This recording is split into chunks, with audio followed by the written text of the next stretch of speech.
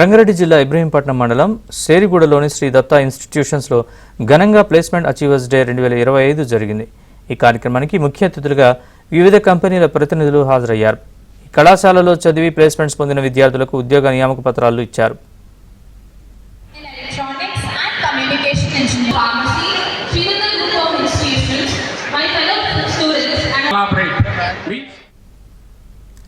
నిత్య విద్యార్థిగా ఉండడం వల్ల ఎన్నో విషయాలు నేర్చుకోవచ్చని tech Mahindra HR manager Ravichandra అన్నారు. విద్యార్థుల లోపల ఉన్న టాలెంట్ని ఈ కాలేజీ బయటకు తీస్తుందన్నారు.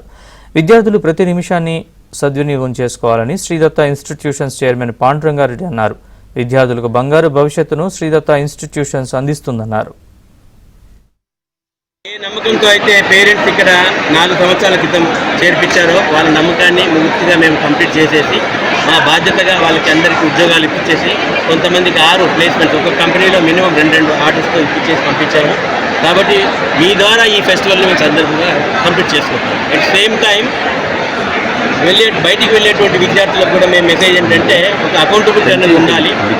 ఏంటంటే ప్రతి పిల్లోడు కూడా ఎంత టైం వేస్ట్ చేస్తున్నాము, ఎంత మనం దేని గురించి పని చేస్తున్నాం అనే దాని కొరకు చిహ్నంగా జీవితాంతం వాళ్ళకి గుర్తుండేట్టుగా ఈ మెసేజ్ గుర్తుండాలి. అకౌంటబిలిటీ ఉండేటువంటి విషయానికి టైం మీద అకౌంటబిలిటీ ఉండాలి. ఎలా మనం పనిచేయాలి భవిష్యత్తులో ఉద్యోగాలు కూడా అనే దాని మీద ఒక చిహ్నంగా అందరూ కూడా ప్రతి ఒక్క స్టూడెంట్ కూడా గడియారం ప్రజెంట్ చేయడం జరిగింది. అంటే ఒక మెమరబుల్ ఈవెంట్గా ఉండాలి. ఈ మెసేజ్ కూడా మర్చిపోకుండా ఉద్దేశంతో చేద్దాము.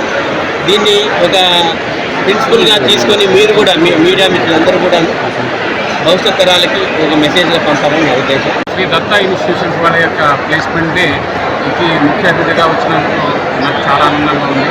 ఇంటి మనుషుల్లాగా ఆహ్వానించి ఇంట్లోకి తీసుకొచ్చినట్టుగా తీసుకొస్తూ వాళ్ళకి అన్ని విషయాల్ని స్వాగతం చేస్తున్నారు.